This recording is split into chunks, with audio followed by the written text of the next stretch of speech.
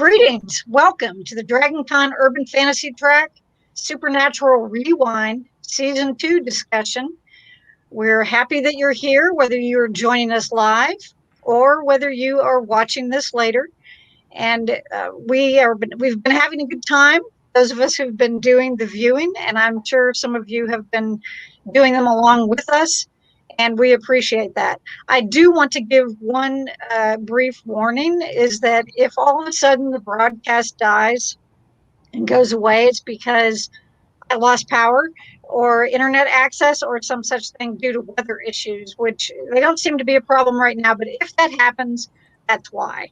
So what we'll go ahead and do is have each one of our wonderful panelists introduce themselves to you, and then we'll get going with questions. As always, if you're signed in and you would like to take part in the conversation, you are welcome to jump in with comments, jump in with some questions of your own, and we will look at those and get those up on the screen. So thanks very much, everyone. And let's see, Marks, we're going to begin with you tonight. So wow. Tell everybody about yourself, please. All right. I'm a filmmaker, a writer, co-host of the podcast Genretainment, and I've been a fan of Supernatural since it first aired. So I watched every episode, and I'm really enjoying this rewatch a lot. You're a long hauler too, right? Yeah. Ren. Well, I am a con runner. I am an editor. I am married to Keith Candida, who wrote the first, third, and fourth Supernatural tie-in novels. And I actually am relatively new to Supernatural. I had watched a couple episodes over the years, but I have binged through it twice since COVID started and talked about it a lot with my husband because it's one of the things he has a major interest in. So that's what it is. That's who I am. Great. Thank you. Gayle. Hi, I'm Gayle C Martin, and Morgan Bryce. As Gayle, I write epic fantasy, urban fantasy, near future post-apocalyptic stuff, and more. As Morgan, I write urban fantasy, male paranormal romance. I also run the Supernatural TFWNC group. I am a staff blogger for the Winchester Family Business blog, and I came to the party late, fell in love with the show in season 11, binge watched 11 seasons in 4 months to be able to start live tweeting when season 12 started. And I think I'm on my fifth complete rewatch now, at least. So, yeah, I'm kind of down the rabbit hole. Now, Gayle, I have a very serious question for you. Okay. When on earth do you sleep? Sleep's overrated. Yeah. Okay, well, we'll leave it there because I'm sure, yeah. Okay, Kristen. Hi, I'm Kristen Jackson. I'm a graphic designer and visual communications artist. I work right now mostly in film. I've worked with some of the people that were behind the scenes on Supernatural, so I've both loved the show from an outsider's perspective and gotten to know some of the people from the insider perspective. I've been a fan since the very beginnings, but I haven't done a actual rewatch of the early seasons in a very long time. So I've sort of really been enjoying the opportunity, an excuse, a good excuse to watch from the very beginning again. So I really enjoyed these early seasons. And Beth. Hi, I'm Beth Dolphner. I write paranormal fiction and nonfiction. I'm like Marks. I've been watching the show since the beginning, since it first aired. And I have to say, doing this rewatch is giving me life because I live in Germany and we've been under lockdown now for, I think we're on our 5th month. So having this world to escape into and getting to come here and talk about it with you guys has been amazing. Well, we're so glad that you're here. And yes, Beth has volunteered as tribute for all of the Supernatural panels that I've been doing. And which is especially when I say volunteering as tribute, because it's actually right now 5 hours later in Germany, right? Yeah, but time has no meaning anymore. No, that's true. That's kind of true for all of us to a certain extent. Well, now my first question is kind of the same as what I asked last time, but for our season 1 panel, but I think because it's just a good place to start, and that is, what to you were some of the standout episodes if there was one that you could pick as what did you think was the creepiest episode, and was there anything that you just didn't care for, or that you feel as though could have been left out? If there was an episode that you just didn't either continue the story or just wasn't that enjoyable. And Marks, you're up first. Okay, so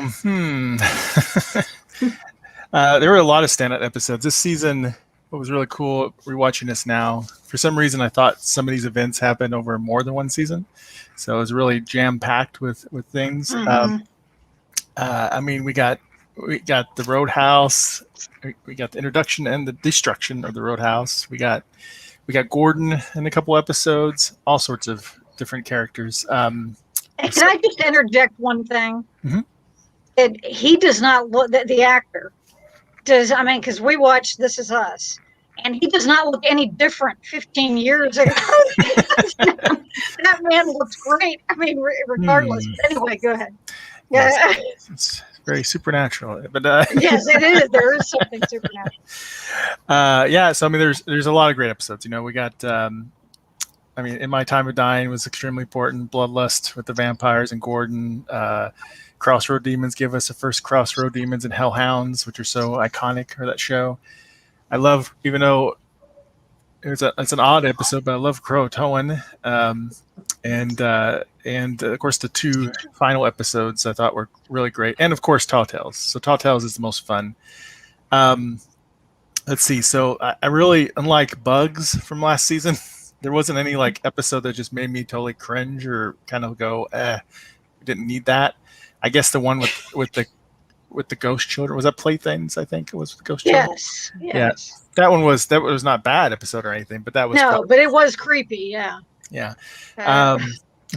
So I don't know. But yeah, there's so many standout episodes. Probably the creepiest, I guess, would be Croatoan, because any body snatcher type story is creepy because you don't know who to trust, and it was interesting. Like Dean almost killed someone he didn't have to kill necessarily, and they really didn't win that one either necessarily. They didn't win it. Really, they don't know that, but so yeah, Right. that was the creepiest one, I think, of those episodes. Yeah. Now, the interesting thing is, I was actually mentioned this to my husband today, that in the notebook, my notebook, I had, when that episode first started, when Playthings first started, I made a note to myself that was, I said, great, creepy kids and creepy dolls. But Yeah. Anyway. We got creepy dolls and creepy clowns. There's a lot of creepy stuff. Yeah, exactly. Well, when I said that, that's what my husband said. He's like, well, what about clowns? And I'm like, I didn't know about him and a clown thing. We've been married 46 years, so I don't know. Anyway, and I think he was just asking in general, but I don't. Something else to explore. Ren, what about you? Well, I like.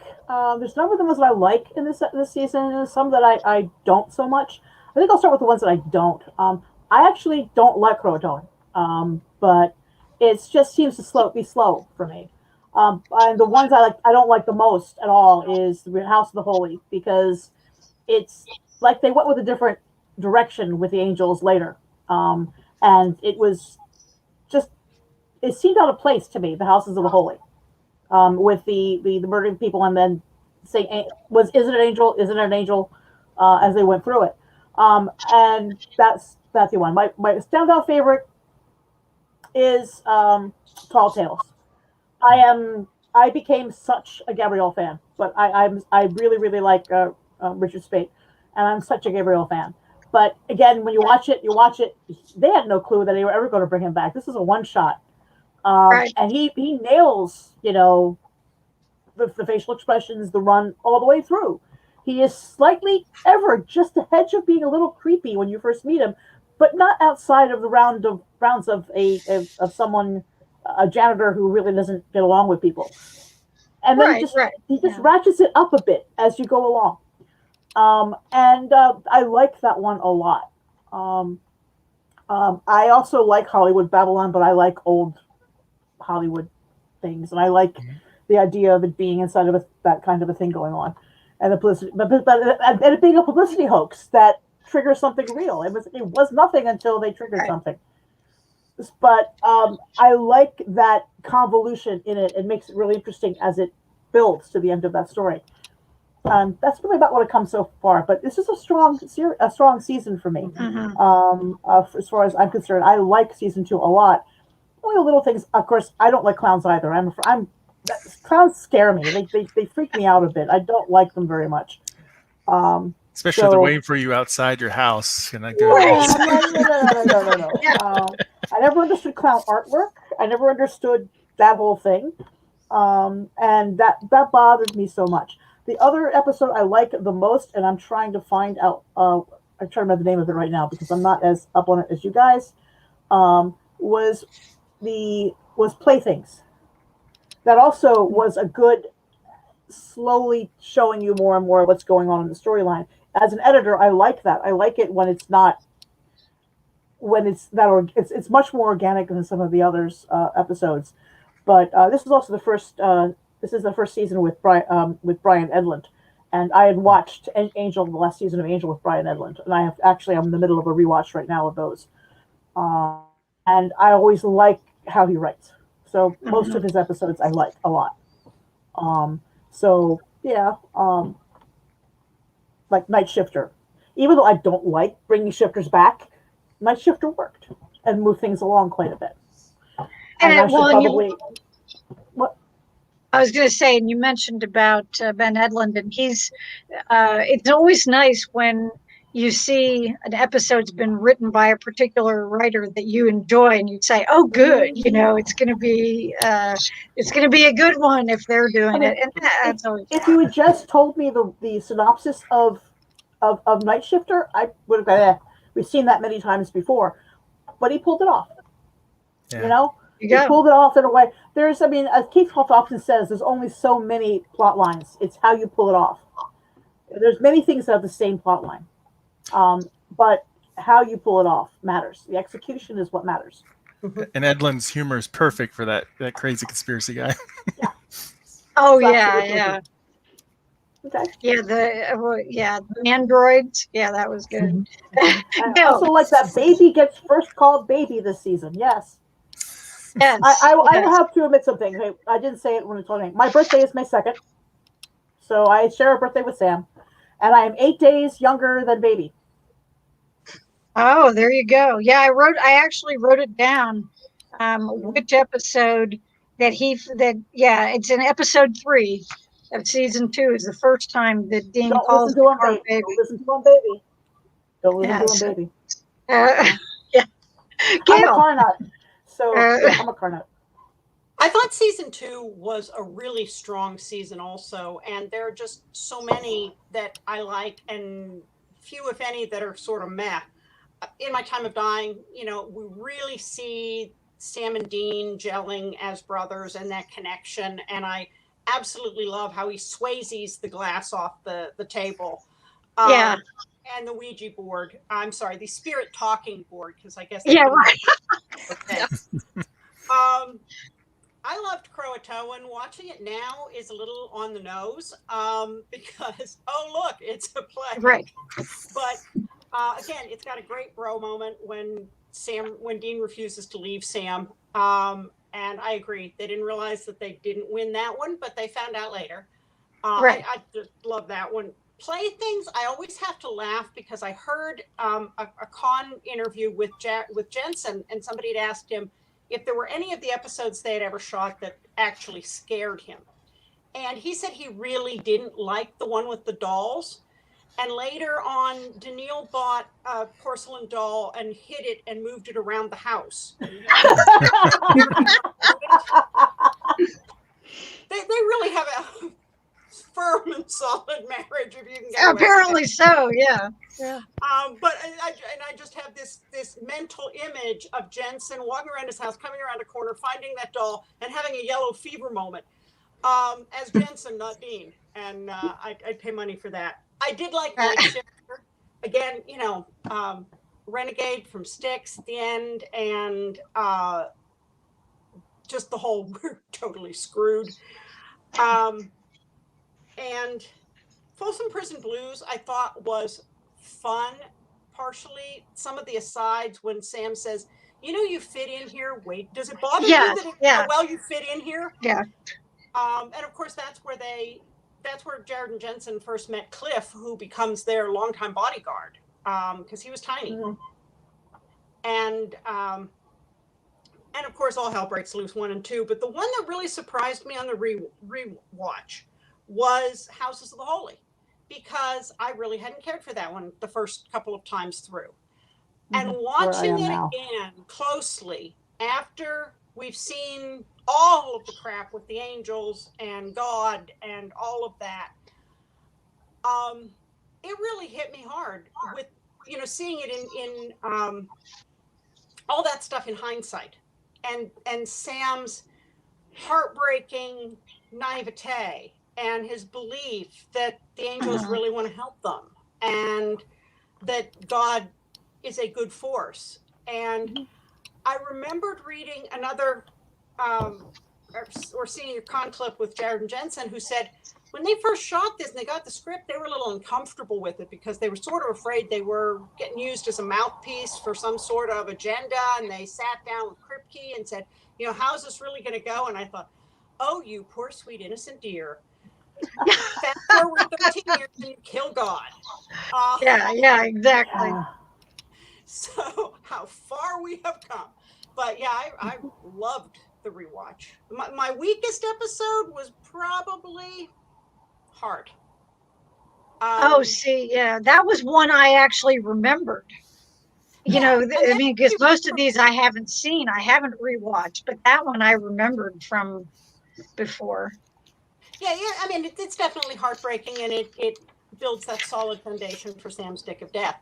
But she's, I don't know. On this rewatch, I wasn't buying it, and that might just have been my mood the day I watched it. Your mileage may vary. Right. Okay, Kristen. Okay, so yes, they are such babies. They still are babies. Still so young, so innocent. It's very precious. For season 2, I like the fact that we had sort of gotten past the introduction to the world, the monster lore, the how the world works from season 1, and now we're sort of digging into a lot of darker, emotional, really heart-to-heart, tearful, tearjerker types of episodes. Everything from starting, from the very beginning, In My Time of Dying. Oh my God, that was like heavy, intense. Why Jensen Ackles did not get a performance, an Oscar or an Emmy for his performance in this season, I don't know. Because he had so many intense scenes in almost every episode. Like when he takes the hammer to Baby, I mean, I am just like, no, don't. Yeah. And he is just whacking the hell out of that car. And some of the music cues throughout the series were just spot on. Like Gayle said, having Renegade from Night Shifter, which was one of my all-time favorite episodes. Like if I have a top 10 of all 15 seasons, that one would be in my top 10. And, how they closed it out with Renegade was just so brilliant. It was like to me, it's the same level as Oh Death from when Death was introduced, high up there. But, they had some, like the Time Has Come Today when they're doing the ticking down, and in one of the recaps, and each tick is like a cut and edit. I mean, that was just brilliant editing. So they told great stories. They had a lot of heavy emotion. They had perfect editing. And I also really, looking back at these early seasons, I really miss the film, that they used actual film in these early episodes rather than digital. So you get that gritty, and then they just kind of washed the color. So they muted everything, and it has a more horror feel to it that kind of darker tones. And there, there's, even when they're out in the sunshine, it still is kind of a little dingy, There were moments I got distracted because I just started thinking, this is so beautiful. Look at that shot. And I kind of, got distracted from the plot because it was so beautiful. And the lighting. Yeah.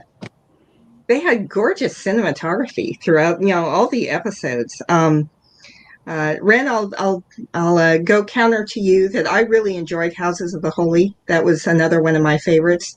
Again, it's more because I was connecting with a lot of the emotional tones throughout the episodes. And, even the one like I have, Roadkill with Molly, she was the spirit, but she was just kind of lost. And, you really felt for her. And then, I'm not even going to get started. I'm sure Carol's going to cover the, All Hell Breaks Loose 1 and 2. I mean, oh my God. We will talk about the finale. But I would like to interject myself that you're about Roadkill. That's one of my favorites of the season, personally. Yeah. I thought, and actually, my next question has something to do with that too. So, yeah, or something like the one, what is and what should never be, or what is and what should never be. Yeah. Oh my God. I mean, now I have such a greater appreciation of Dean's reaction in all those, way years down the line when Mary returns and then gets killed again. Seeing this episode really made me reflect on my attitude that he wasn't done carrying her, carrying it around. And this was like a really deep exploration of his feelings for his mother. And I had forgotten that by the time, 13 and 12, seasons 13, 12, whatever came around. So now that I've gone back and seen this episode, I have a greater appreciation of what came later and understand his point of view a lot better.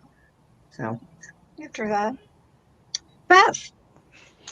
I really like season 2, and I feel like it's much better balanced than season 1 was. Season 1, there are episodes I absolutely love and episodes that I dislike. And I feel like that's not the case with season 2.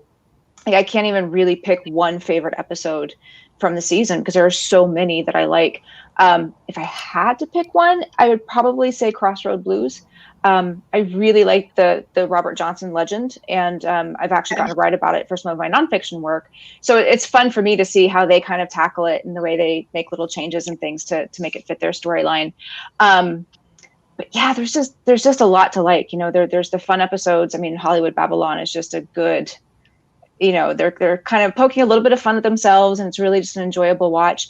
And I also really liked Houses of the Holy, and I thought it was funny that Dean's like, there's no angels, they don't exist, and I was like, right, honey, we just wait, honey. Just wait. But also, I thought it was kind of weird because they believe in demons, they believe in hell, but he's like, yeah, but angels aren't real. I don't believe in those. But yeah, I felt like this season really gave us a good foundation for all the stuff that was to come in terms of the relationship that the brothers have with each other, as well as with others, that we really see them bonding more and more with Bobby, and we see their relationship growing with Ellen. So I think it was just nice that we really got a more solid foundation as far as their more personal lives are concerned in this season. Dislikes, I'm not a fan of Hart either. I felt like it was just sort of a meh. I mean, it wasn't great. It wasn't bad. It was a well-balanced season, but I didn't feel like it really carried the story forward all that much. But that's probably my only real nitpick about the season. Well, my feeling, when I was thinking back, I thought, okay, when I go through and back through my notebook and read all of the notes that I've taken on all of the episodes, maybe I'll find one. But I really felt as though, like when it was getting down to the last few, I thought, I don't think there are any throwaway episodes in this season. And I'll tell you one reason why I like Hart. I do like Emmanuel Vaugier anyway, but the reason that I really like that is at the end, the scene where where Dean is going to go take care of the problem after, after Sam has been begged to do so. And Sam says, but I have, he's crying. But I have to do it. I need to be the one. She asked me.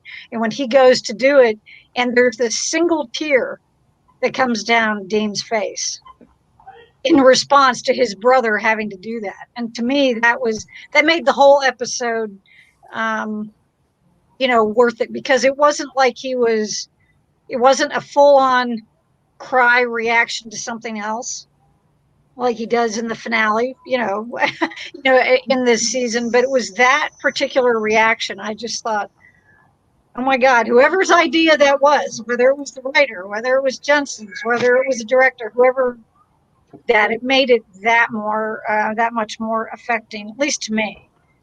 Well, and watching Dean's face when Sam had to shoot her and seeing him flinch at the gunshot. Yeah. Was also really powerful, because this is a guy who grew up around guns. He doesn't flinch around guns, but he knew what that shot meant. And together with that single man tear, it was definitely powerful. Interestingly enough, is I've been rewatching again season 2, and the sheer amount of time, silent time, spent on Jensen's reactions is phenomenal. And just literally, you sit there and you start counting the seconds of every time there's a close-up of Jensen reacting.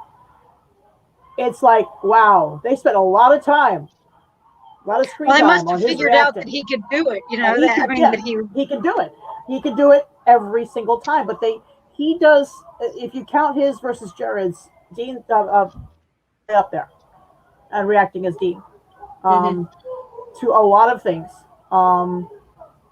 Silent. I'm not talking reacting when you're talking. I'm talking silent reaction. No, he's not talking right now, or it's silent, or somebody else is talking. And they spent a lot of time on him. But you're right. They figured out that he could do it. I'm pretty certain that's right. So Carol Stokes says, one perfect tear. Yes. Man tear. Okay, I was predisposed going into the original watch of this binge of this, to not like Jensen that much, because he's too pretty. I don't like too pretty. It's not, I don't like too pretty. I like angles. I like, angular features. I like he's just absolutely gorgeous from every single angle. And I was predisposed to not like that. But oh my God, he grew on me pretty quickly. Well, and you're right, Ren. When you get those, very few people can still look good with a camera that close to their up their nose. Camera coming from here, And me and camera coming from this angle up your nose. He doesn't have a bad angle. No, he doesn't. But when you're really watching his reactions, and it is not only, it feels very organic, it feels very real, but sometimes it's just a little twitch, a little tick, a muscle here. It's so, it's so minute, and yet it's absolutely right and authentic. And you're going, damn, he's good. Yeah. I'd say I've been watching things again with the, doing the 75 rewatch. And I've been watching again. It's like, and I started counting just how many seconds are on him as opposed to anyone else. And I'm like, okay. And it gets worse as you go along year to year. They're more on.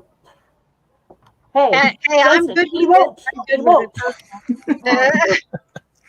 Now, I have, before we leave this topic, I have this comment from Carol also that I'd like to show that, for those of you, that this is one of the advantages to that episode. But in any case, my next question has to do with one of my other favorite episodes from the season with Bloodlust.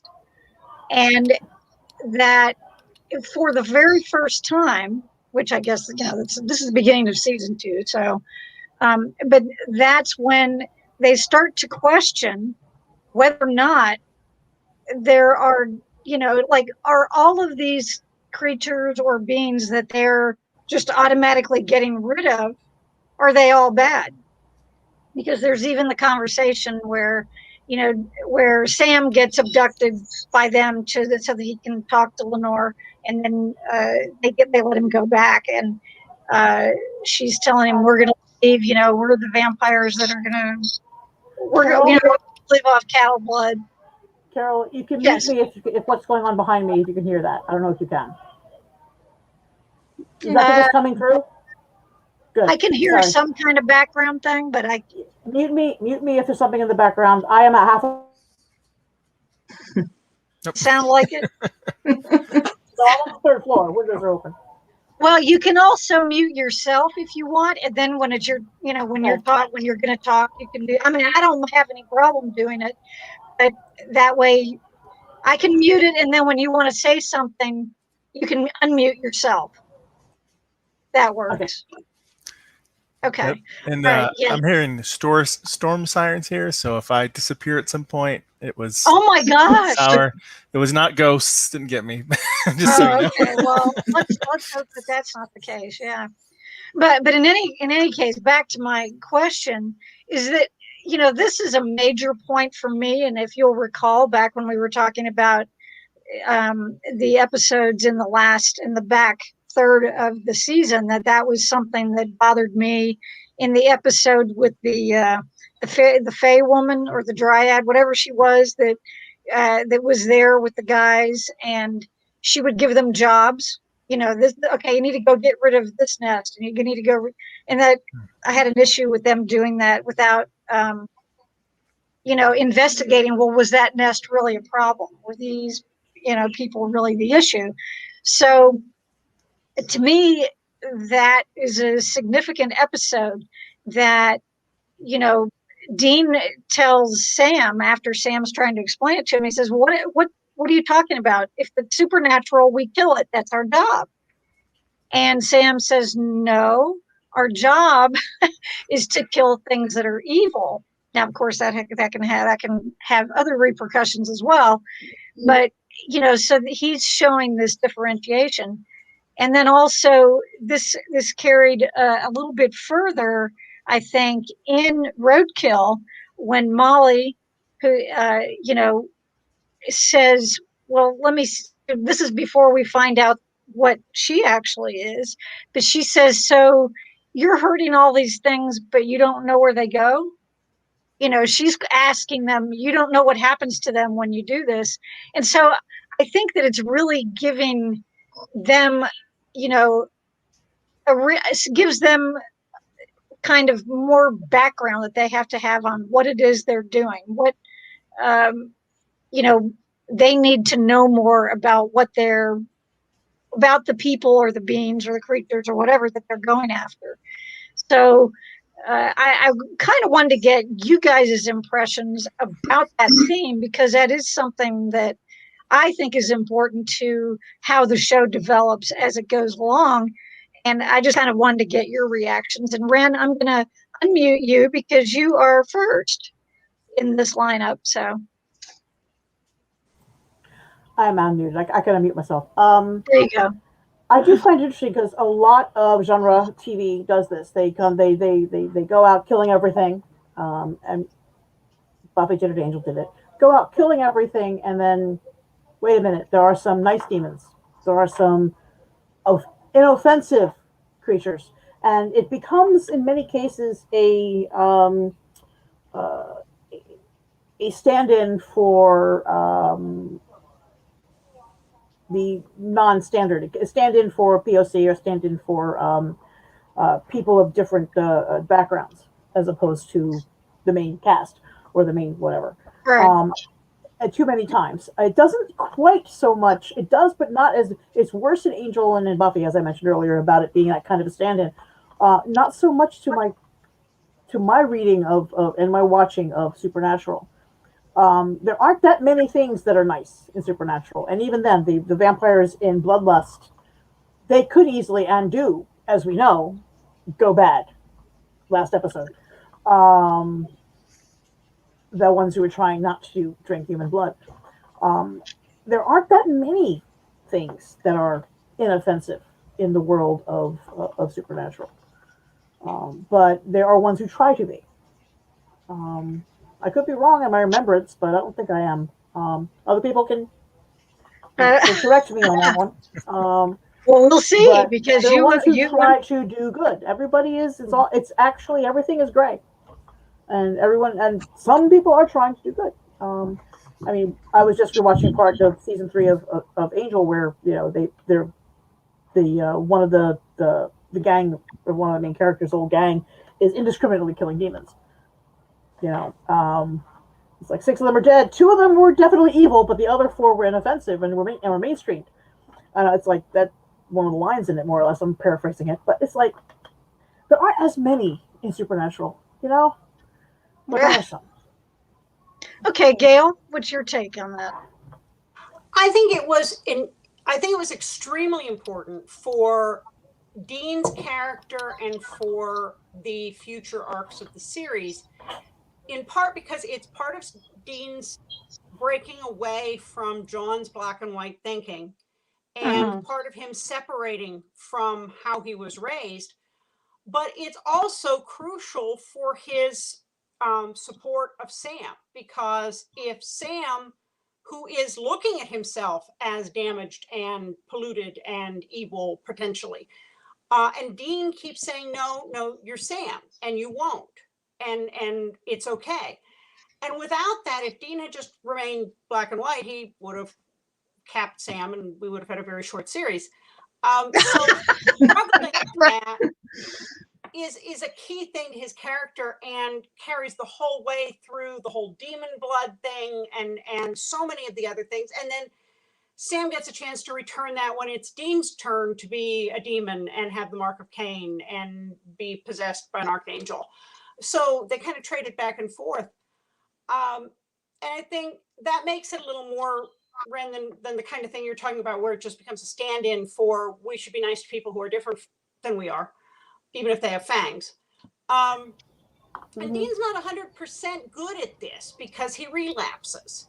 And he even relapses trusting Sam. And some episodes, especially in season 4, you just want to take him over to the side and slap him and go, "It's Sammy.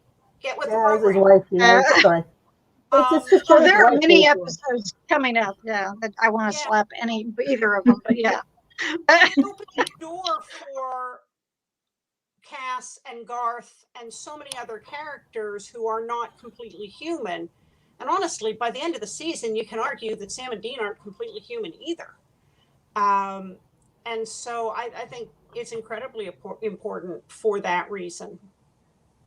Okay. Kristen. Okay, first I wrote down shout out for the song "Wheel in the Sky" for the intro, because that's like a favorite song there.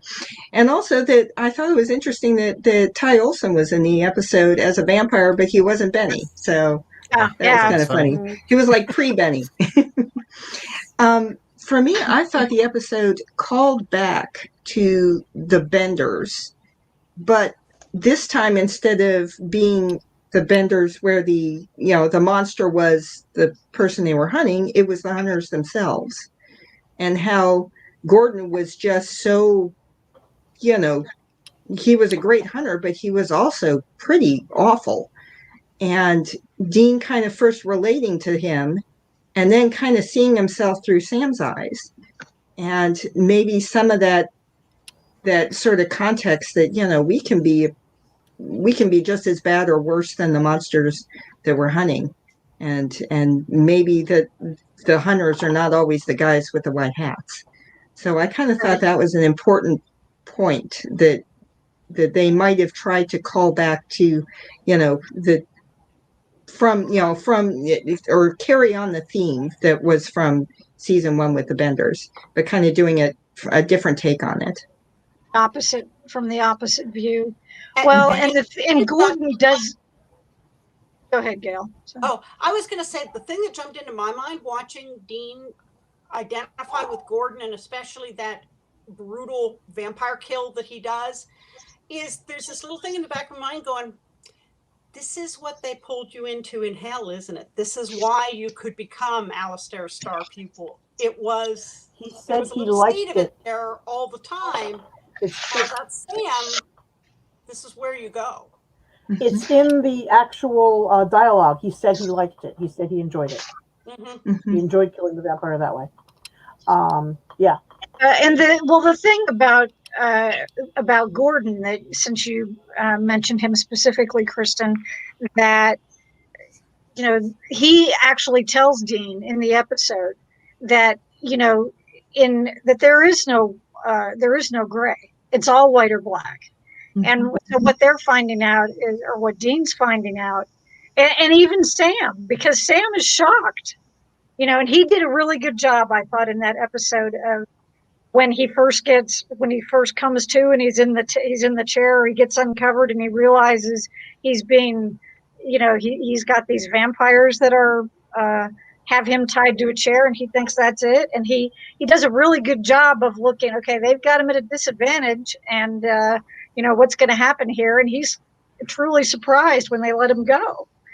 But for both of them, I think that it's hard to learn that there is gray in their world, but I think that Dean probably has a harder time with it, just because it's been so, just instilled in him from such a young age. Beth. Yeah, first of all, Kristen, I'm like you, like, oh, Ty Olsson, even though he's not Benny yet, I'm still very excited to see him. Yeah, I think Gayle really nailed it. I mean, I think that their conversations about the vampires and bloodlust is really a proxy conversation about all of the things that are going on with Sam, which I think Dean, in some ways, maybe wasn't quite willing to accept and deal with, because he was so quick to say, no, you're you, it's fine, you're not going to do anything bad. I think he wasn't really willing to accept that was even a possibility.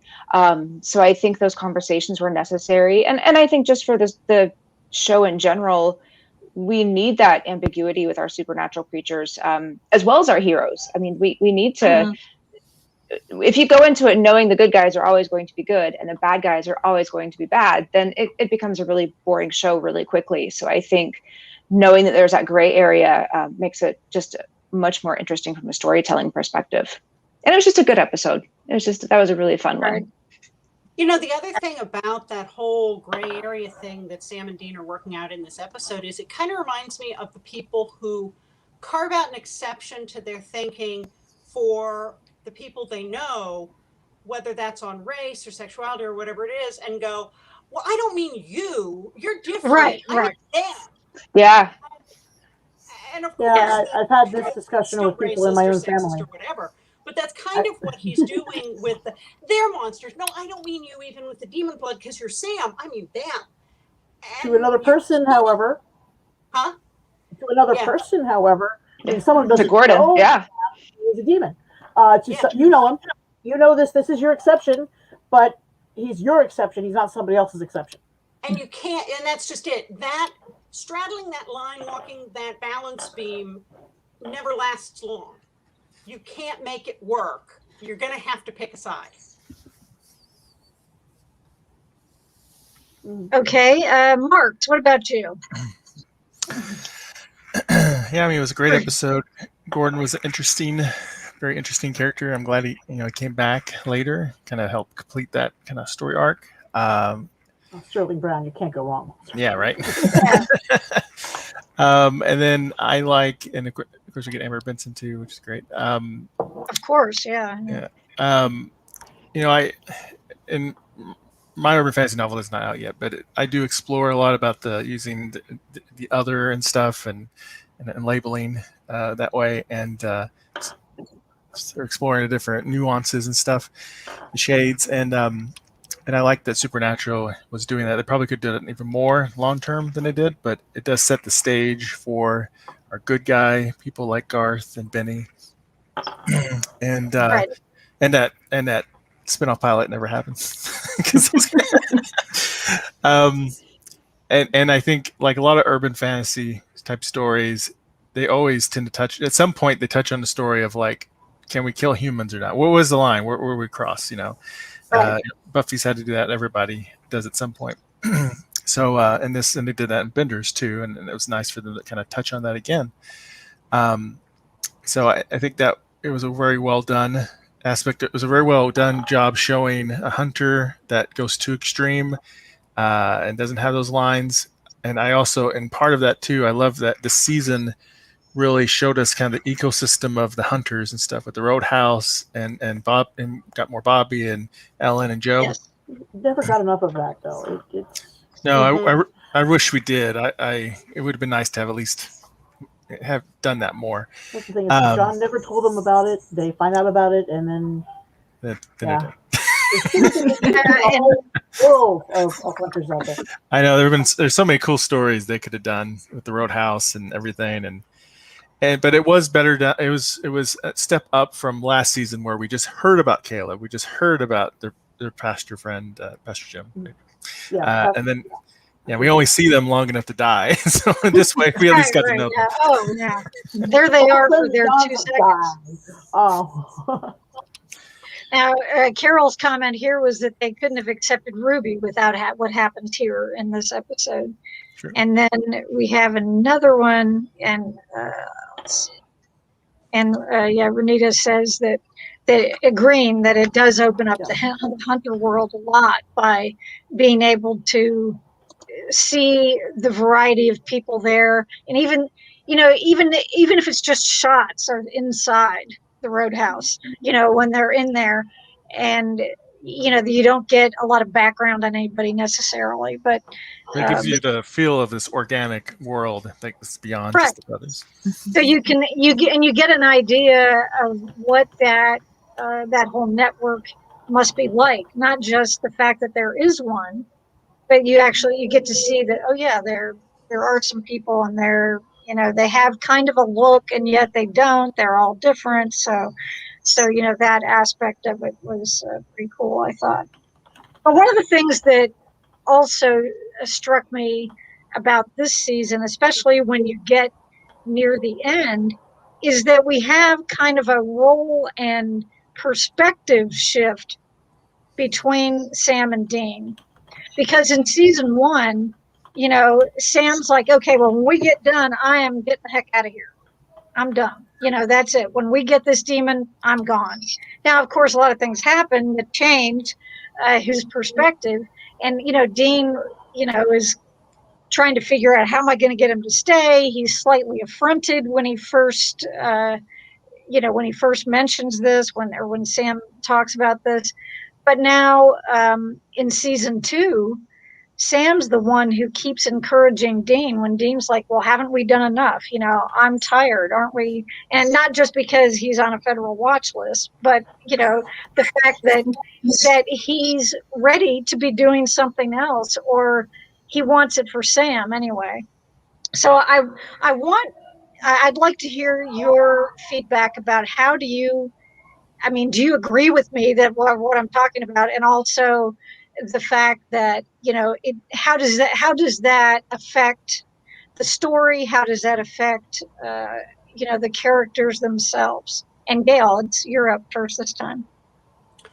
I think that one of the things that makes the characters of Sam and Dean so intriguing is that they are not who you originally really think they are, because you think that Sam might be a little softer, a little more vulnerable, being the younger brother. You think that Dean really is as tough as nails as he wants to show you, and you find out how terribly broken and vulnerable Dean is, and how Sam has certain strengths that enable him to function in ways that Dean really doesn't. And you can say that he gained those strengths because he had Dean, and Dean didn't have anybody.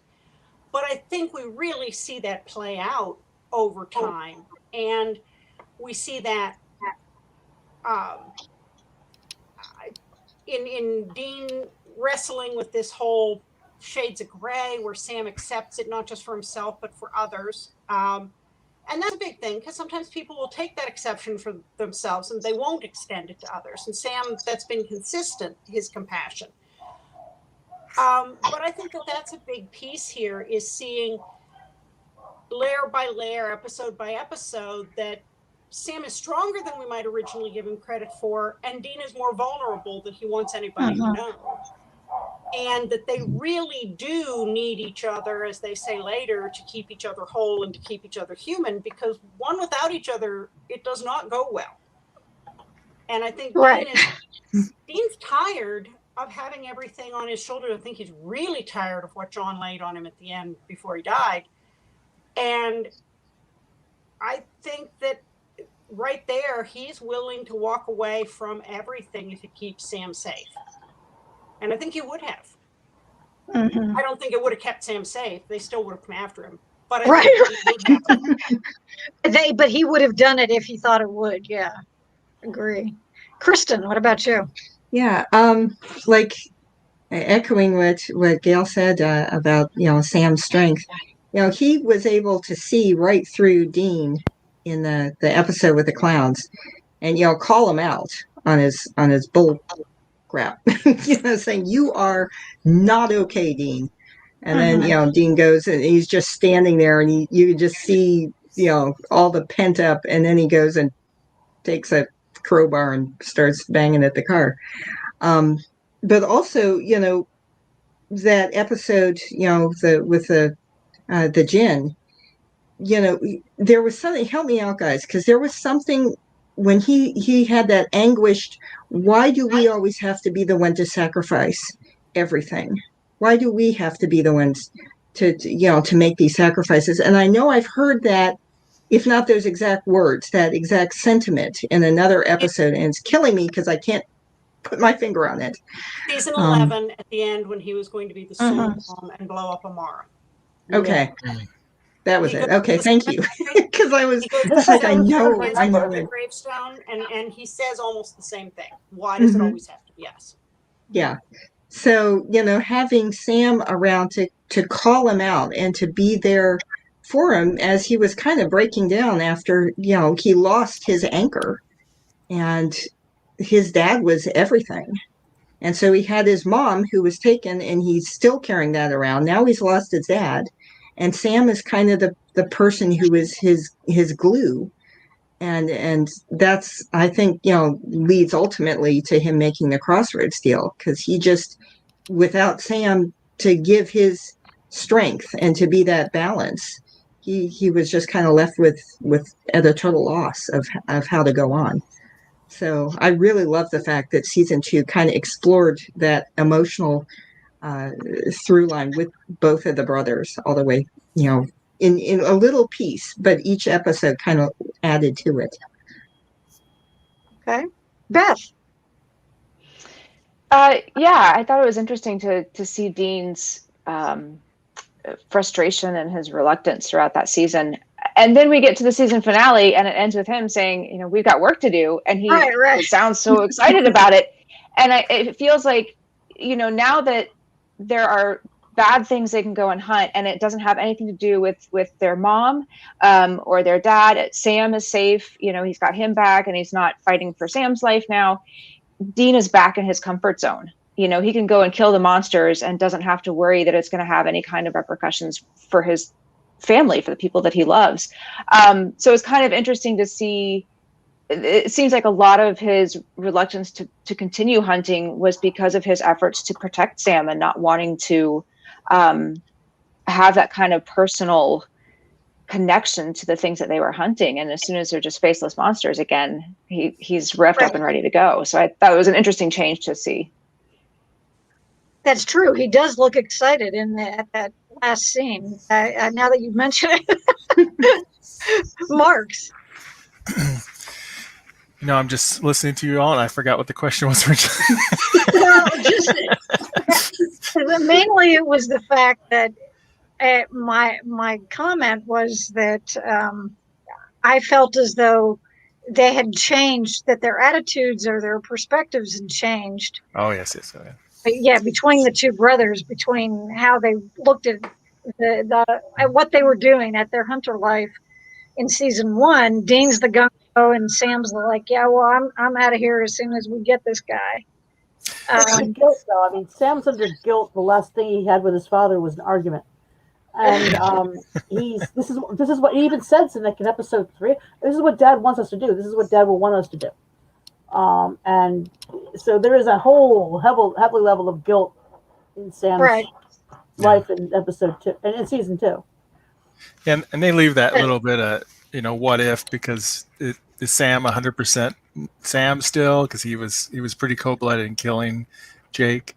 I think the show has always done really well is that these characters the two brothers are always, they're consistent, but they're also occasionally inconsistent. They do shift their motivations and goals based on what's happening, but deep down they're still them, and their motivations make sense. And that they are more than what they appear on the surface. Like, for example, if you take it really over the top, like in Tall Tales, when they're telling their version of stories about each other, and they're so over the top, that would be like the most extreme example of what they project outside, but then they're very different, of course, inside. So I think that's why those characters, why they kept us entertained for so many years, is because they have a lot of layers to them, and those actors are great. Like we said before, with that they're really good at those micro expressions on camera and stuff to really give those layers. They could be saying, I didn't sell my soul, but you see it over his face. He's giving clues that he's lying. He's totally lying. Right. Mm-hmm. Yeah, and it didn't take long for Sam to suss out the truth, did it? Mm-hmm. And Carol said that about Dean seeming lighter at the end of the season when he says we have work to do. I always read that as he had moved into the live like you were dying kind of phase where he's already got the written to his story. He has 1 year left. He's got nothing to lose. And we have Nita had a comment here about that the deal gave Dean purpose, and that's why he was excited. Yep. So. Eat all hamburgers he wants. Doesn't matter. 1 year to kill as many of the sons of as we can. Okay. Yep. Yeah. All right, Ren. What about you? Do you have it? Well, what's the question again? about the changing perspectives between the two brothers. I mean, to me, it was a marked thing. They do that, with throughout the whole series. They do shift their perspectives and exchange them numerous times. And they fight, they don't fight. There's always some kind of friction and might be resolved for an episode or two, and then there's friction again. They're brothers. I'm sorry. I have 3 of them, so yeah. You see this. This is how it works. There's always some bit of dysfunction when it comes to siblings. But I don't have much more to say than what anyone else has said about that subject, about how they shift. Yes, Dean is later at the end, but I really think Renato was correct in the comments, is that he's got 1 year. I mean, he knows what his expiration date is. He's going to live it all. He thinks that because Azazel is dead, that Sam is in the clear. He's wrong, but he thinks that Sam is in the clear. And yeah, so that's how that moves forward. I mean, I'm honestly my major pet peeve about this season has much more to do with the fact that we get a glimpse of the Hunter community, and then they really don't even become part of the Hunter community. They still stay separate.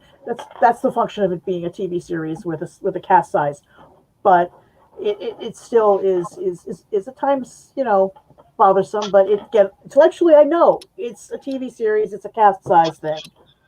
But still, I always it wasn't just the cast size, but they really needed. It was like the show wanted to show how isolated they were and cut off from everybody else.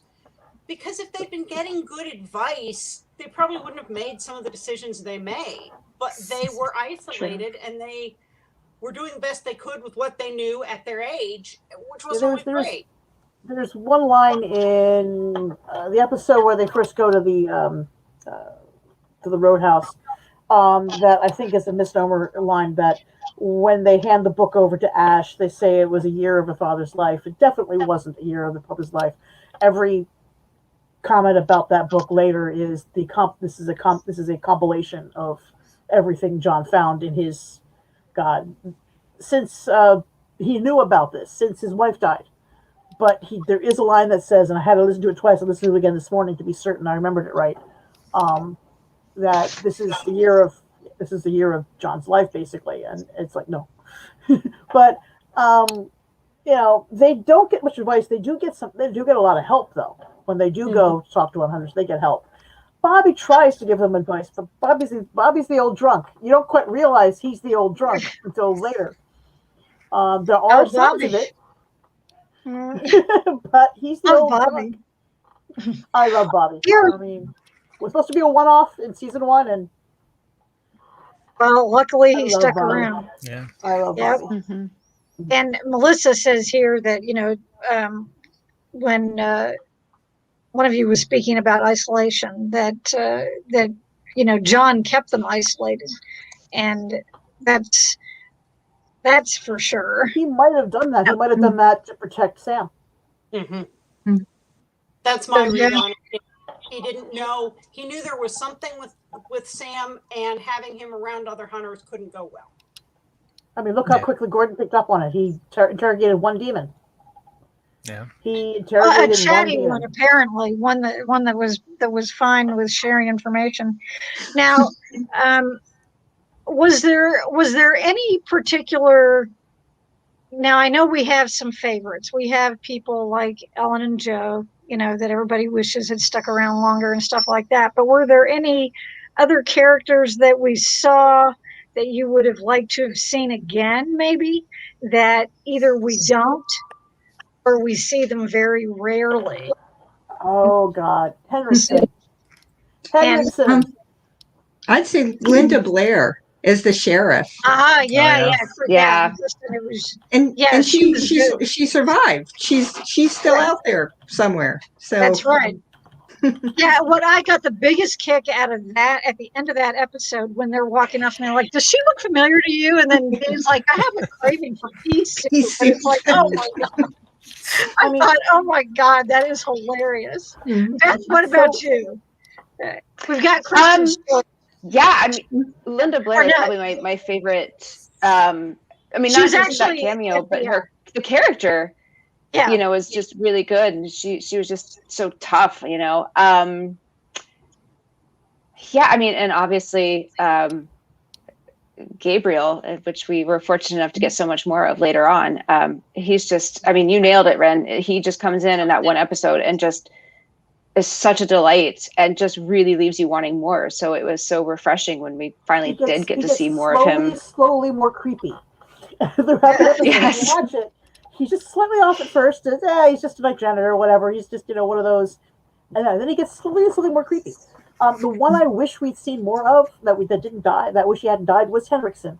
Victor Henriksen was perfectly set up to be their FBI inside guy. Mm-hmm. But again, maybe Gayle was right to keep them isolated.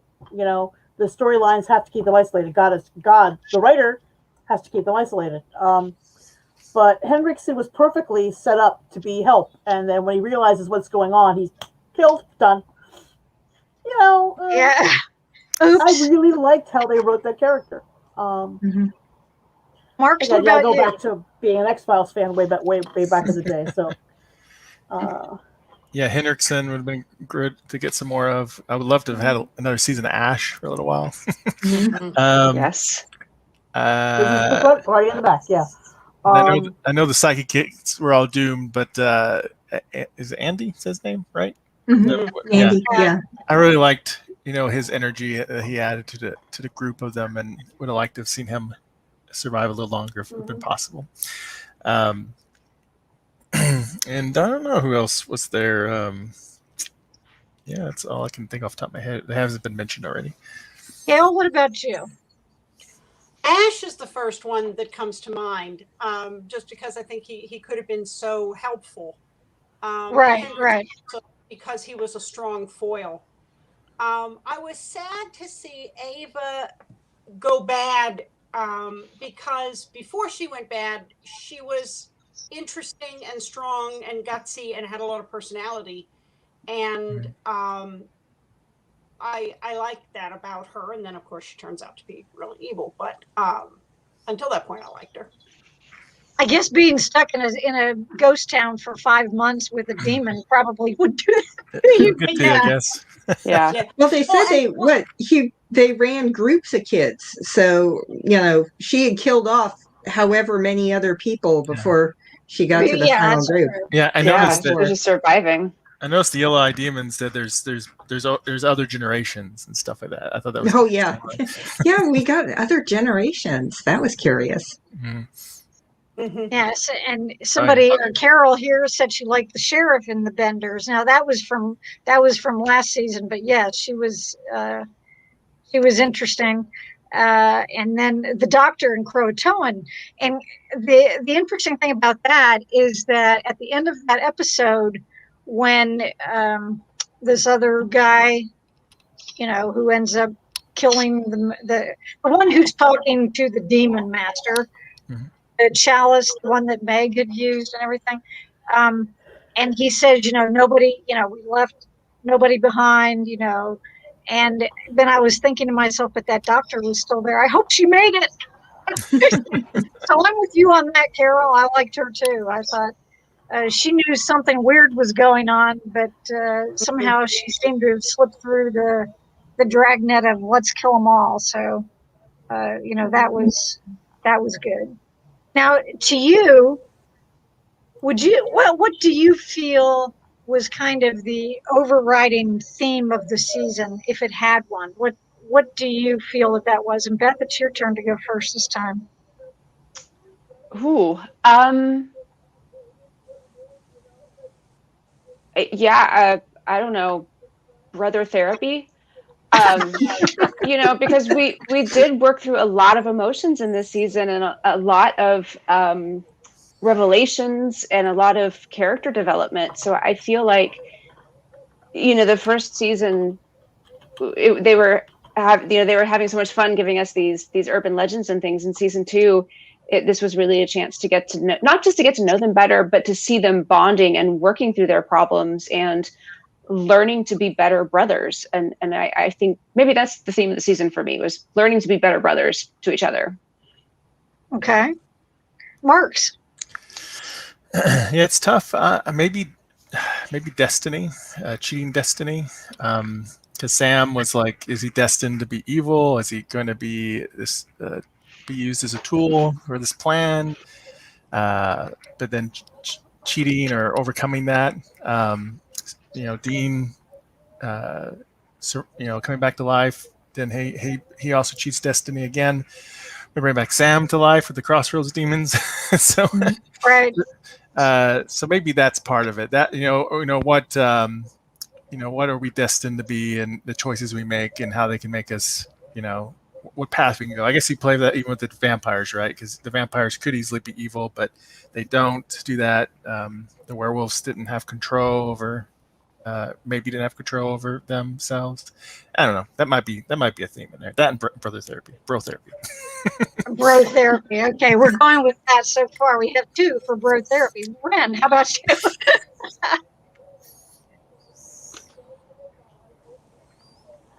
Ren? What? Hey, you're up. Your turn. I'm up. What's the question again? I've been listening, but what's the question again? Did you feel as though there was an overriding theme throughout the season? Yeah, is very much them dealing with the fallout and the PTSD of the father dying is the theme that I see throughout the whole season, and dealing with what he left. Dealing with, we've got the way they act. At first, Dean is barely holding it together, and Sam is trying to be the son he thinks his father should be. His father thinks he should have been.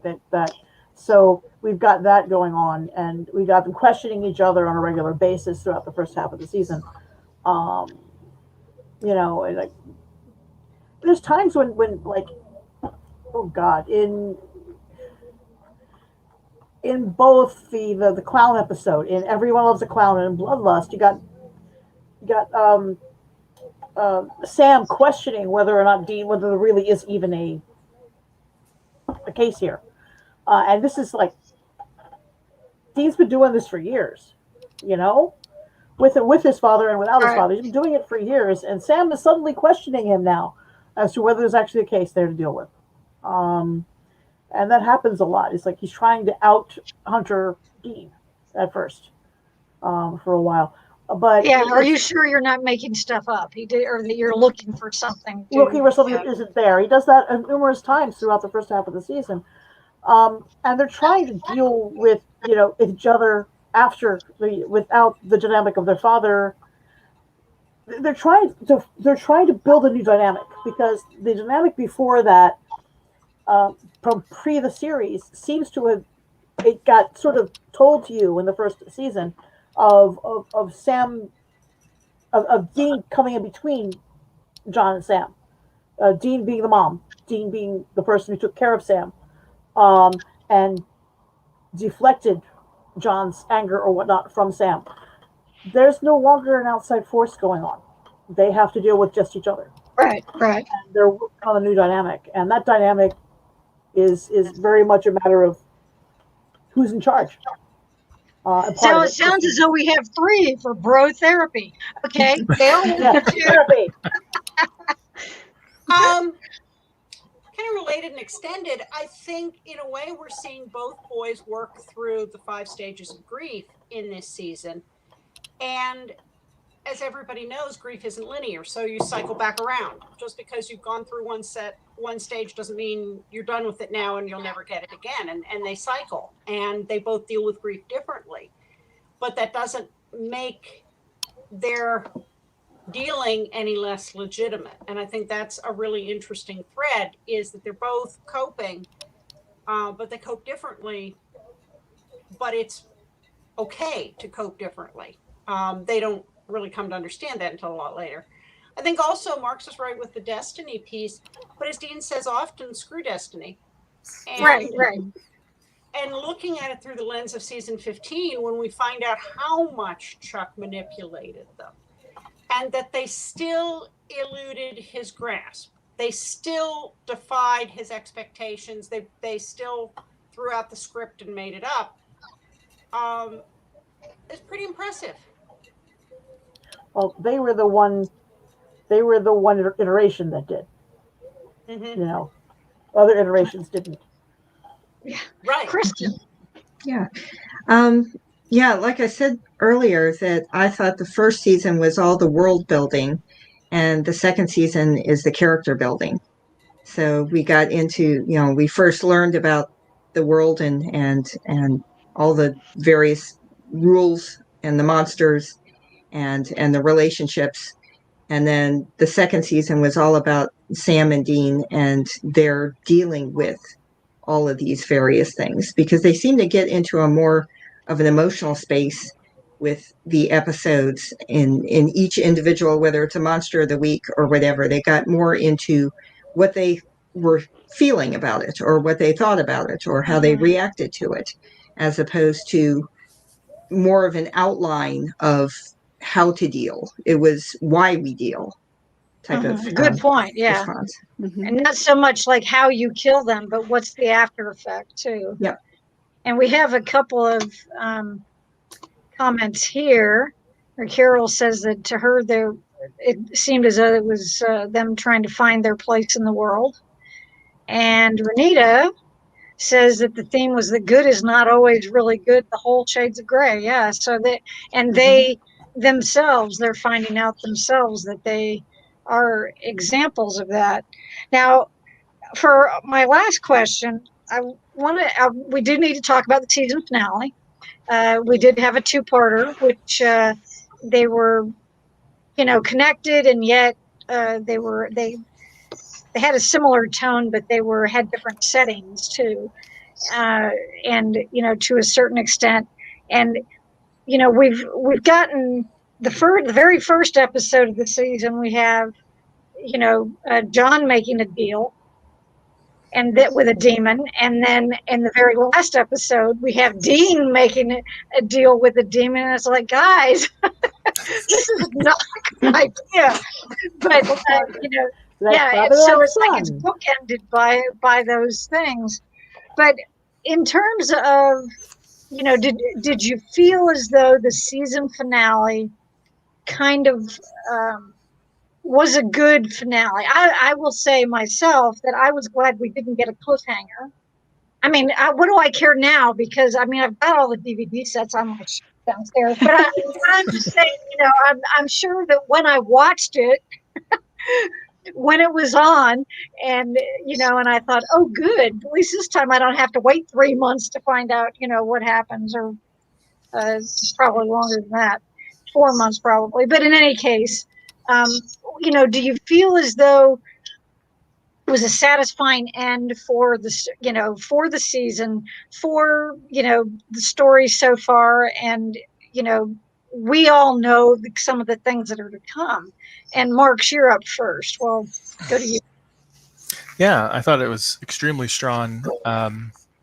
It ended the whole arc of season 2. Well, really even from season 1, but with the Yellow Demon, but definitely with season 2, and pay that all off. While also not giving us cliffhanger, it still gave us a lot of stuff got out of hell, so they're gonna have to deal with it. So we still have something to want to look forward to in the next season. We don't realize how much more, like the plot that the Yellow Demon had with Sam isn't over, or at least everything with Sam and his demon blood isn't done yet. But we still are pulled in by all this stuff that came out of hell. Right. And they got the Colt gun, which is great. And it ends up upbeat, and promises some new future adventures. So yeah, I thought it was great. It was all season 2, like I think a lot of us have said, is structured extremely well. It's really strong. Exactly. And here Renita has a good comment that's that the year left to Dean was the real cliffhanger. You're right. That's true. Yes. And Ren. Well, we had 15 standalone episodes, really, and 7 that actually really heavily moved the plot forward. But I said it. It is, in my opinion, I really think it is one of the strongest seasons here. I mean, I dearly love. I mean, unfortunately, I love the episode when when it's back in black and they're in Baby again. Baby's fixed. Perfect song for the perfect thing. And the first instance is said earlier of them calling Baby, referring to Baby as Baby. I don't even know. I can't find any record as to whether or not it's true or not that they really hadn't named it that. That sort of just came the name. That was just an offside of just calling the car Baby, not named capital B, but small b. Right, which it certainly became later, but yeah. Came literally. And fixing the car. Now, I have a background in that I did restore car. I restored a 66 Dodge Dart in 2004, 2005. I know what it takes to restore a car from the ground up. So they did it really fast, in other words. I rewired and restored a car from the ground up. And I did a Mopar, so I had year 1. Okay. All Dean has is Bobby's junkyard and maybe other junkyards you can get parts from. On the other hand, the Impala, they made of the 4-door, they made 430,000 of them. The car that I had was a 1-year-old model, but I had year 1. And I had the access to a welder and a millwright who were friends of mine. But, yeah, restoring a car is a lot of work. But, it's lovely. It's lovely to see how much you love it to fix it. But he beat up that trunk because he was mad at his dad. Right. I like this season. That's one of the reasons why I was willing to step in for Keith on this one. Because it moves everything forward. It gets you to think that we're done with Sam's issue, and we're not. Right, yeah. We still have Sam's issue. We don't know that. And Dean has his other issue. So we go into season 2 thinking we only have Dean's issue of how to not die. Of course, he doesn't. But we don't realize that there is a reason why they didn't give him 10 years. They gave him a year because they can wait it out. And they do. I really like that about this. I like that about this whole series. And moving forward that way. But That's really all I Okay. can say. Everyone else Gayle? has said other things. I might have said there's one or two things, but I'm not repeating other people right now. So, except maybe Gayle. I think the ending is very strong. I agree that Dean's deal is the cliffhanger, and that we think that's all we're dealing with, and obviously we're not. But I think we keep cycling the whole way through the season on this whole grief and loss and acceptance piece. And when Ren was talking about rebuilding the car, I think that's part of what we saw with Baby was, yes, the car was almost irretrievably broken, but Sam and Dean were almost irretrievably broken. And so Right. they put the car back together. They're trying to put themselves back together and forge this new relationship and figure out what's going on. And so I think that in some ways that's also the cliffhanger, is where do we go from here? Everything we thought we knew has been changed yet again. And Yeah. Surprise. And so they've got to figure out who they both are in this new reality. Okay. Kristen. Yeah, for the finale, or parts 1 and 2 of the finale, I was reflecting on how I remember when it originally aired, and Sam was dead, in Dean's arms. I thought, how how in the world are they going to carry on a show with just the one brother? Boy, and this is not even the final episode. What worse are they going to do to us in the final episode? And also, I thought it really kind of explored how Bobby was seeing the lengths that the brothers would go to protect themselves, Right. or protect each other. And, getting a full in the face, well, he is willing to sell his soul to bring his brother back from the dead. And, what's dead should stay dead. Especially knowing now, Bobby's experience with dead. So, he kind of had a personal experience with the whole zombie thing. So, I think they really did a great job of wrapping up the overarching storylines from the first and the main part of season 2, and then setting that very clear launch pad for season 3 of Dean's final year on Earth.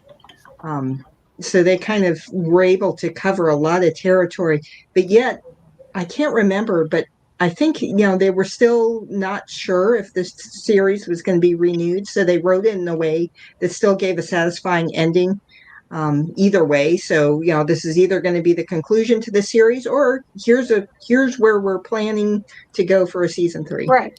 So leaves the door open. Yeah. Literally.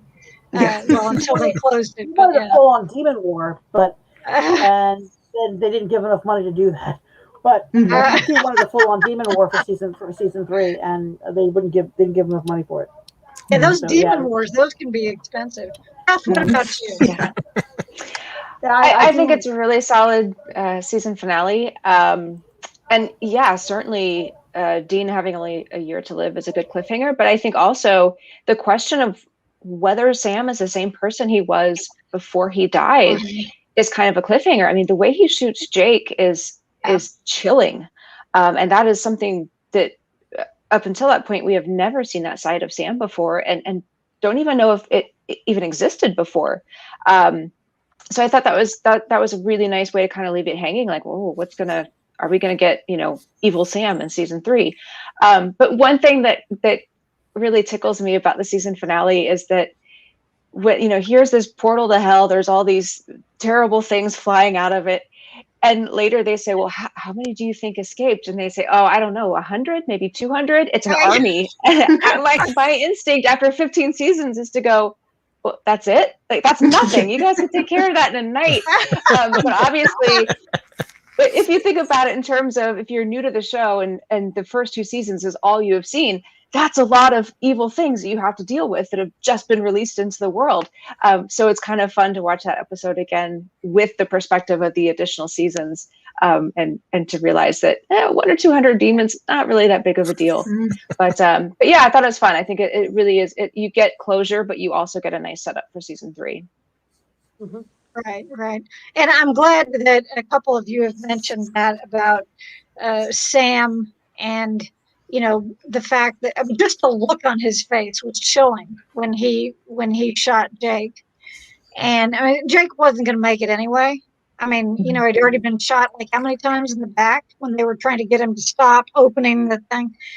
And he wasn't looking good, but the way that Sam had to shoot him a couple of times, and and especially in the fact that at the end of the episode prior to that, when he actually prevented himself from taking the guy out, he was going to, when he had the crowbar and they were fighting, and that, it was kind of every man for himself. And he stops himself from dealing the final blow, which of course then led to him getting stabbed in the back. Still, I'm saying at that point, which was before he was brought back from the dead by a demon, he was able to stop himself. So there are some very interesting questions that. See, I read that very differently, because Sam shot Jake, and that hatred in his eyes when he shot Jake is because of Jake, Dean sold his soul. So he is That's killing. true. It's Jake's fault that Dean's. He doesn't know it yet, though. He doesn't know it yet, though. No, he doesn't know it yet. No. I think he suspected by then. He may have suspected, but he hadn't had it confirmed. He knew something was up, but he doesn't know exactly what happened. But, well, first, let's thank all of you guys for my wonderful panelists for being here this evening. It's been great talking about this season, which, as I said, I personally didn't think that there was a throwaway episode in this one at all, which I thought was not the case in season 1. There were a couple there's one that was for me a throwaway because I've never seen it and refused to ever watch it, but that's another story. And Carol is giving us applause. So thank you, Carol. And so thanks to all of you for being here to discuss it. That was great. Thanks to all of you who are watching live, everyone who will watch it later, those of you who took part with comments and questions. We appreciate that. And we will be doing season 3 later in the month in April. So typically these come more at the end of the month. So you have that to look forward to. And we also will be doing an author interview, and the one in April is going to be Faith Hunter. So that'll be a lot of fun. So come and check that out. And again, thank you very much. If you've been watching these, we appreciate it. And we'll let everyone say goodnight. And thank you, Renita. And thanks, everybody. And we will look forward to next month. Good night. Thanks. Good night, everybody. Thanks for letting me sub in. I would love to come back for season 4.